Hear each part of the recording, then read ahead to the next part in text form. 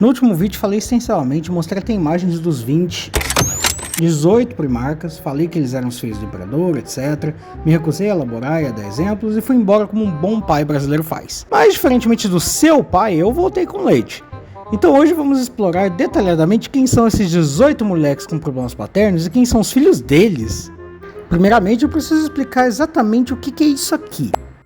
Você provavelmente já viu esses caras em materiais promocionais de Warhammer, seja nos jogos, nas cinemáticas, nos livros. Não dá pra ficar 5 segundos sem ter pelo menos visto um Space Marine quando pesquisa qualquer coisa relacionada a Warhammer. Space Marines são super soldados e os garotos propaganda de Warhammer, e obviamente são criados e treinados do jeito que você esperaria em uma setting como essa. Possuindo em média 3 metros de altura e 19 órgãos extras, eles são as armas desenhadas pelo Imperador da Humanidade para conquistar as estrelas, e isso depois dele aposentar as armas que ele desenhou antigamente para conquistar a Terra em si. E para aposentar eu digo genocidar, mas isso é para outro dia. Eles são muito mais fortes, mais inteligentes, mais velozes, mais disciplinados que qualquer ser humano comum. Sem falar que cada um tem uma geladeira de 4 portas amarradas neles com uma armadura e acesso a armas que sozinhas já serão um crime de guerra no formato de pistola. Você pode pensar neles como sendo monges soldados na sua forma de agir e pensar, sendo até divididos em capelas ou capítulos no milênio 40. E como se faz para criar um desses pequenos crimes de guerra em miniatura? Simples, você pega uma criança, mais especificamente do gênero masculino, entre 8 a 12 anos, escolhida muitas vezes através de um processo seletivo desnecessariamente brutal para selecionar apenas os mais aptos e fortes. Que não só realizar uma bateria de testes e scans, não sei, que aí não teria graça, né? Depois disso você pega um desses sobreviventes e enche eles de hormônios e outras substâncias até que eles deixem de ser um pivete e se transformem em algo aproximadamente com o tamanho de do Bambam. Que é bodybuilder, porra! Nesses chamados neófitos são implantados diversos órgãos para convertê-los em super soldados. Alguns deixam os ossos mais resistentes, outros aumentam o tamanho do corpo, e outros permitem que você absorva a memória de alguém ao canibalizar o cérebro de uma pessoa. Não questione. O principal elemento por trás da transformação é um elemento chamado de semente genética, ou gene seed em inglês. Um elemento tão crucial que não ironicamente acaba sendo tratado como se fosse a goza. E a impressão que ele me dá é que nenhum dos autores percebeu isso, ou se percebeu está com vergonha demais para admitir. A semente genética nada mais é do que uma substância biológica com material genético do Primarca que deu origem à sua legião do Space Marine em questão. Primarca sendo um dos 18 filhos do Imperador, que servem a função de pai, líder, general e santo para sua legião. É esse elemento da semente genética que diferencia as diferentes legiões de Space Marines e dá a seus integrantes as habilidades e funções específicas, além de servir de uma função de órgão reprodutor do Space Marine. E por que a necessidade de pegar crianças e não voluntários já adultos da população civil ou da Guarda Imperial? Simples, tem toda uma questão de maleabilidade genética e corporal na fase da vida que é levada em consideração. Mas o importante é a maleabilidade comportamental da cidade. Uma criança na cidade se acha incrível, acha que sabe de tudo e ninguém é melhor que ele.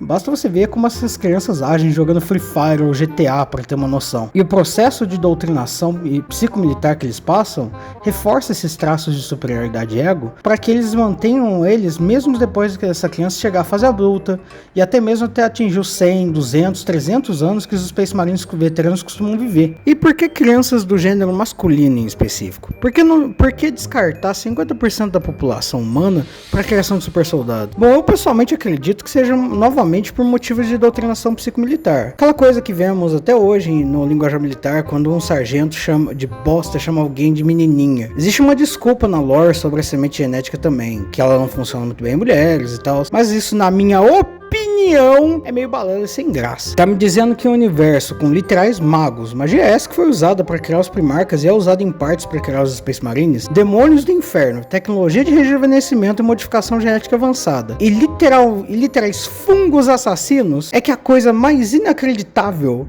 é que uma mulher possa ser geneticamente modificada para ser um super soldado? Ah, me poupa, vai. Ah, e antes que falem das irmãs de batalha, elas não são Space Marines mulheres, elas são humanas comuns e fanáticas religiosas. Não tem semente genética ou qualquer outro tipo de cirurgia de incrementação envolvendo o treinamento delas. Inclusive, comparar as irmãs de batalha com o Space Marine é um insulto grave. Ainda bem que o Warhammer é uma setting sandbox, então se você quiser que seu grupo de Space Marine seja composto 100% de mulheres, fica à vontade. Quer que sejam todas mulheres trans para deixar os incels e red pills ainda mais putos? Vai em frente. Quer que sejam todas cat girls, parte de um meio de café? Estamos um passo à frente de você.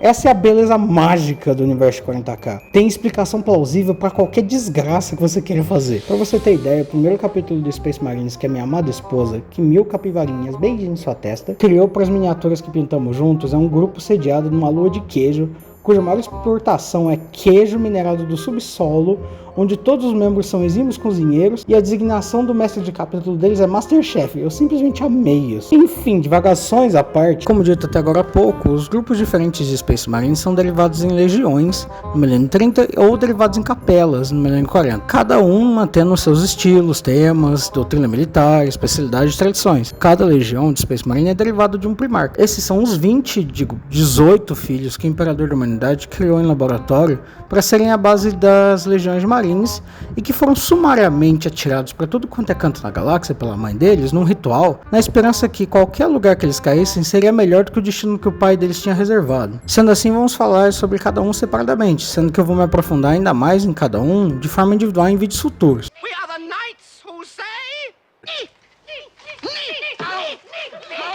A primeira legião é dos Dark Angels, ou Anjos Sombrios. E seu primarca é Lionel Johnson, ou Leonel Johnson, se você preferir. O Lion é um homem bruto, grosso e com uma incrível incapacidade de se socializar propriamente. Ele caiu nas florestas bizarras de Caliban, um planeta cuja sociedade reverteu a um estado medieval, porém ainda possuindo armas relativamente avançadas. O que é ótimo quando o planeta em si está infestado por monstros enormes e altamente agressivos. Imagina o universo de Monster Hunter e você vai ter uma noção mais ou menos acurada de como era viver naquele lugar. Isso é uma desculpa para eu poder jogar Monster Hunter? Talvez. Ele acabou sendo uma versão muito mais paranoica do menino lobo em sua infância e de Rei Arthur na sua vida adulta. Um homem que preza pela sua lealdade ao Império, um exímio gênio militar e duelista, algo que parece até mesmo ser programado no genoma dele. Seus irmãos veem Lion como uma certa aflição. Não porque não gostam dele, mas sim porque o Lion parece não se importar com os indivíduos ao seu redor no nível emocional, mas vê eles com o olhar frio de um predador. Seus filhos herdaram muitos desses traços, particularmente a paranoia. De modo geral, essa é uma legião focada em execução em larga escala. São as pessoas que você envia para o combate quando se quer algo definitivamente morto, sem a menor chance disso voltar para atrapalhar. Não é à toa que eles foram mobilizados em massa contra muitas espécies alienígenas durante as grandes cruzadas do milênio 30. Em particular destaque ficou a sua batalha contra os Hangdan. Durante a heresia de Horus, uma parte da legião resolveu se juntar ao lado das forças do caos e isso causou uma mancha permanente na legião, que eles tentam desesperadamente apagar da história, fazendo com que a legião se tornasse incrivelmente misteriosa e paranoica para guardar qualquer segredo do seu passado e manter sua honra, ao mesmo tempo que buscam de forma nem um pouco obsessiva aqueles anjos caídos para interrogá-los e apagá-los da existência. 10.000 anos depois, a legião continua com suas manias e segredos. Só que agora que o Lion retornou, ele começou a perdoar muitos dos seus filhos antigos caídos, mais especificamente os que se rebelaram, mas que não caíram por caos. Não por amor propriamente dito aos seus filhos caídos, mas sim porque ele precisava desesperadamente de mão de obra. Inclusive, o Lion retornado virou um belo de um daddy. Puta que pariu. Thought crime does not entail death. Thought crime is death. I have committed even before setting pen to paper. Atenção, todos os arquivos relacionados a qualquer indivíduo ou entidade deste grupo e de suas demais filiais foram expurgados a mando da Sacra Inquisição do Deus Imperador. Caso você ou qualquer indivíduo tenha entrado em contato com informações pertencentes a esse tópico, por favor reportar imediatamente ao agente inquisitório mais próximo para a dose mandatória de amnésico e reeducação. Você nunca ouviu essa mensagem? Nós sempre estivemos em guerra com a Oceania. Glória Aristótica! Não, eu não posso acreditar. Oh, não. O quê? Eu fiquei bonitão. A terceira legião é a dos Filhos do Imperador, ou Emperor's Children. cujo primarca é Fulgrim, o Fenício. Fulgrim caiu no planeta de Chemos, um planeta que foi amplamente explorado no passado e que agora tem pouquíssimos recursos minerais. A vida naquele planeta era tão merda que as pessoas não tinham nem tempo para guerrear propriamente. Algo que humanos tendem a fazer com relativa facilidade quando você tem um mínimo de organização governamental. Quem dirá aproveitar as belezas da vida, né? Então, quando Fulgrim, uma pessoa que no nível genético é um homem nobre, obcecado com a perfeição e em fazer as coisas do melhor jeito possível, cresceu e ele deixou de ser um dos muitos trabalhadores das fábricas e se tornou um dos líderes dos seus assentamentos, determinado a transformar aquele planeta em um lugar melhor para se viver, e incrivelmente ele conseguiu. E conforme o planeta crescia estável, ele também incentivou o desenvolvimento de cultura e arte, coisas que, mesmo que não pareçam, são fundamentais para a existência humana. Ao mesmo tempo, ele também realizou diversos casamentos políticos para consolidar poder, e sendo muito sincero, acho que não é preciso de muito para convencer alguém a se casar com esse cara. Enquanto o primarca da Terceira Legião jogava SimCity, seus filhos estavam passando por uma crise. Após uma sabotagem dos cofres de semente genética da Legião, todo novo Marine criado a partir dela era condenado a morrer por uma espécie de câncer implantado diretamente no código genético da Legião. A situação ficou tão ruim que quando eles finalmente encontraram o Fulgrim e finalmente puderam renovar os estoques genéticos, a Legião tinha apenas 200 Marines sobrando. 200 Marines. Em comparação às outras legiões, que já tinham seus milhares de soldados, a Terceira Legião parecia praticamente extinta. Mas do mesmo jeito que ele fez com Chemos, Fulgrim não desistiu de seus filhos, e depois de um discurso tão comovente que fez o próprio Imperador, o cara que raramente demonstra emoções chorar, voltou sua atenção para a reconstrução da sua legião, implantando neles a mesma busca por perfeição em todas as coisas que ele fez em Chemos. Obviamente, essa busca incessante por perfeição fez com que ele e toda a sua legião caísse por caos, mais especificamente para Slanesh, a deusa do prazer e do excesso. E também, obviamente, eles traíram o Império durante a heresia de Horus. É muito interessante ver a queda desses Marines, pois ela acontece de forma muito sutil. Aquela busca de um duelista que tenta se encontrar um oponente mais forte para melhorar o seu ofício, obsessão essa que levou ele a marcar cada vitória como uma cicatriz no seu corpo, a obsessão pela busca das sensações que fez com que esses Marines buscassem estímulos visuais, sonoros e táteis cada vez mais intensos, ao mesmo tempo que seus corpos eram mudados para experienciar cada vez mais essas sensações. Aí temos a queda do Fulgrim, que foi uma corrupção por caos muito broxante. Basicamente ele invadiu uma orgia de cobras alienígenas e pegou uma espada com um demônio dentro, e quando ele percebeu ele já estava passando noites em claro no Pornhub. Seria muito melhor se a queda dele tivesse sido mais bem explorada devido às buscas perpétuas dele por perfeição. Mas não, ele tocou no artefato errado e virou o Rei Cobra. Ele segue sendo o Rei Cobra até hoje. Oh, do you need a pacifier, Iron Baby? No! No, I don't! And I'm not an infant! Os Guerreiros do Ferro, ou Iron Warriors, são uma legião focada em batalha de cerco, da parte que ataca e quebra as defesas inimigas, e são comandados pelo amargurado Perturabo. Pro azar dessa galera, o primarca Perturabo caiu no planeta de Olímpia, onde seus talentos para inventividade e engenharia foram desperdiçados na construção e desenvolvimento de armas de guerra para cerco à mão do seu pai adotivo, algo que o Perturabo nunca gostou de fazer, já que sua verdadeira paixão estava na construção de obras de engenharia e não em fazer coisas para destruí-las. Esses desejos e aspirações não correspondidos, a necessidade de aprovação externa e o estresse de fazer algo que ele detestava, tornaram Perturabo um homem isolado e amargo, que prefere guardar as suas dores para si ao invés de expressá-las e buscar formas minimamente saudáveis de tratá-las. Quando ele finalmente foi unido com seus filhos, sua primeira reação foi de desgosto. Apesar de serem a legião com um dos maiores volumes de recrutamento e serem mandados para algumas das missões mais árduas, Perturabo olhou para os seus filhos e disse que eles não eram bons o bastante, da mesma forma que seu pai adotivo em Olímpia tratou ele as suas conquistas. Então, como punição, Perturabo dizimou sua legião, no sentido original da palavra. 1 em cada 10 soldados foi morto pelo seu companheiro de esquadrão de forma brutal. Perturabo queria forçar seus filhos a entender que qualquer falha, por menor que fosse, teria consequências severas. Como resultado, a 4ª Legião,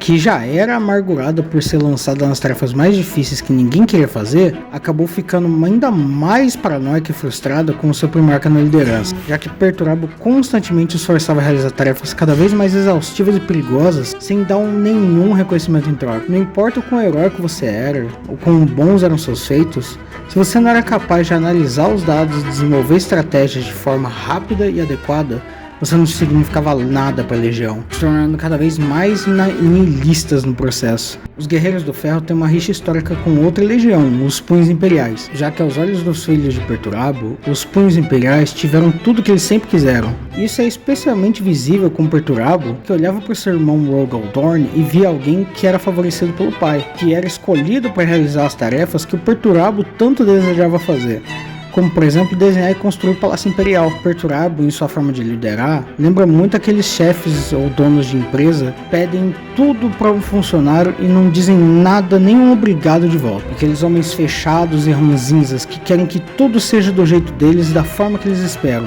Caso contrário, tá errado e é inútil. Não importa o quão detalhado seja seu relatório, não importa o quão dedicado você é, não importa nem mesmo a sua lealdade. Se você não usa a máscara certa, fazer as coisas de um jeito específico, não se conforma às expectativas que colocam em você, você não passa de uma pária, um inútil que não merece nem estar naquele lugar. E esse tipo de liderança desgasta as pessoas, deixa elas mais apáticas com a própria situação, sem vontade de protestar e apenas com energia o bastante para fingir que tá fazendo alguma coisa de forma esperada. E não é de surpreender que, quando Horus se rebelou, os Guerreiros do Ferro se juntaram a ele sem questionar, sem sequer saber se as promessas feitas iam ser cumpridas. É impressionante que homens preferem destruir a galáxia ao invés de ir na terapia.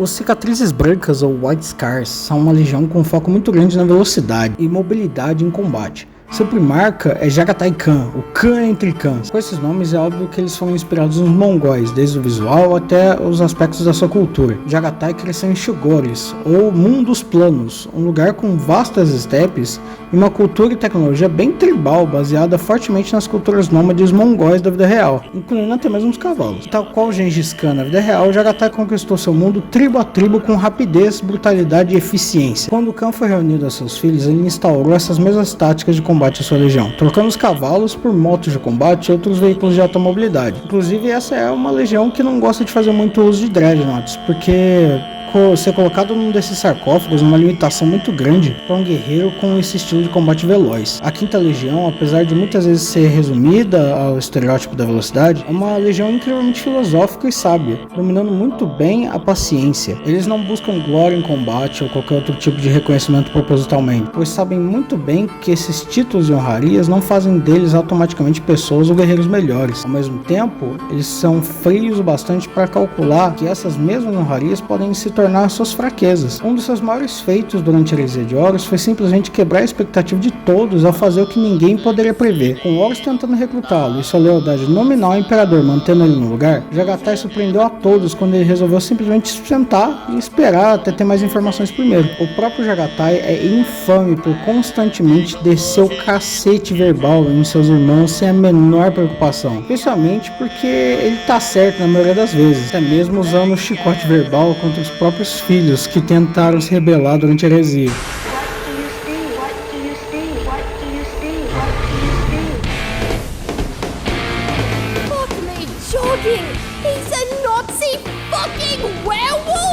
Uma das minhas legiões favoritas pelo simples fato de que eles humilharam o capítulo dos Grey Knights, aquele bando de arrombado. Os Lobos Espaciais, ou Space Wolf, são uma legião inspirada, de forma até um tanto estereotipada, nas culturas vikings da vida real. Seu foco sendo combate corpo a corpo e táticas de ataque súbito. Seu primarca é Leman Russ, o rei de Fenris. Russ caiu obviamente no planeta de Fenris, um Death Road completamente congelado, coberto de nevascas mortais e criaturas que destruirão qualquer ser humano comum. Não é à toa que a cultura que se desenvolveu naquele lugar foi altamente inspirada nos vikings, onde sagas e histórias de grandeza eram contadas sobre grandes halls de festas, onde a bebida e a comida fluíam livremente, pontuado pelos assaltos rápidos e brutais a outras tribos para coletar recursos. Foi nesse planeta inóspito e inusitado que o pod de gestação de Leman caiu, sendo encontrado primeiro não por humanos, mas sim por lobos gigantes. O pequeno Leman cresceu como parte da ninhada, aprendeu as formas de lutar e caçar desses lobos até eles serem mortos por caçadores, e o Leman foi subsequentemente adotado por eles, aprendendo a se socializar, a valorizar a vida e o combate,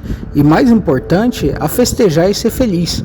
O Lehman pré-heresia lembra muito como a cultura pop trata o Thor, um cara festeiro, com uma risada alta, o copo sempre cheio, e uma propensão a resolver tudo na base do machado e da camaradagem. Russell é o tipo de cara que te chamava de irmão antes de quebrar o teu nariz numa briga de bar, depois te convidar para beber de novo, e de alguma forma isso fazia sentido para ele. Apesar de ser um guerreiro brutal, Lehman Russell não era burro, ele tinha um tipo de sabedoria prática, de quem viveu o suficiente para entender que o mundo é cruel, mas que ainda vale a pena rir no meio da tempestade. Essa filosofia moldou completamente como são os Space Wolves, uma legião que valoriza a honra, a lealdade e, acima de tudo, o instinto. Ao contrário das legiões mais rígidas, como os Ultramarines e os Iron Warriors, os lobos não seguem manuais de guerra, eles lutam de forma selvagem, imprevisível e coordenada, como uma matilha de predadores. Cada esquadrão é uma pequena tribo, cada guerreiro é encorajado a desenvolver seu próprio estilo, desde que o resultado fosse a vitória. O Imperador via os Space Wolves como seu martelo de execução. Quando um planeta rebelde precisava de um exemplo público do que acontecia com quem se desafiava o Império, eram os lobos que ele mandava. Lehman Russell, por sua vez, via isso como um fardo. Ele acreditava na lealdade ao Imperador,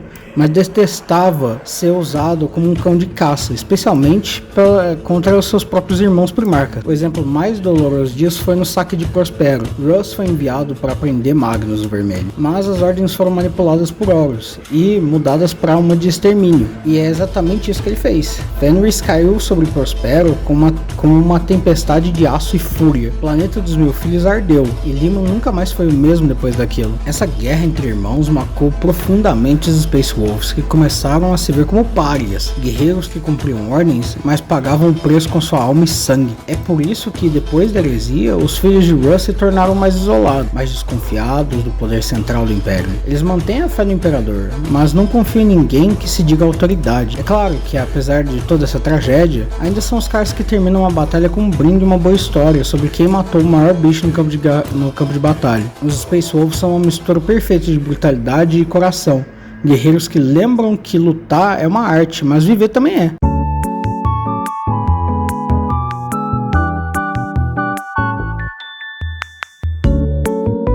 Então, eu acho que eu cometi um erro. Eu juro de pé junto que eu achava que esse vídeo dos Primarcas não ia ficar tão grande assim. Só que eu ainda tô na Legião 6 na edição, e olha só, já batemos a marca dos 20 minutos. Então, contra o meu melhor julgamento sendo meus pensamentos impulsivos e orientações da minha amada esposa, eu vou parcelar esse vídeo em umas 4 partes, beleza? Para compensar a falta de vídeos curtos que teve, né? Eu demorei muito para começar e finalizar a edição desses pedaços que eu produzi. Eu vou postar esses vídeos uma vez por semana, ou se tudo der certo, 2 vezes por semana até acabar a produção, e depois eu vou postar um supercut inteiro desses vídeos. Mil desculpas, eu não gosto de parcelar vídeo, mas eu acho que vai ser a melhor decisão a longo prazo. Então aguardem cenas dos próximos capítulos. Fora isso, eu espero que tenham gostado do vídeo e eu vejo vocês semana que vem.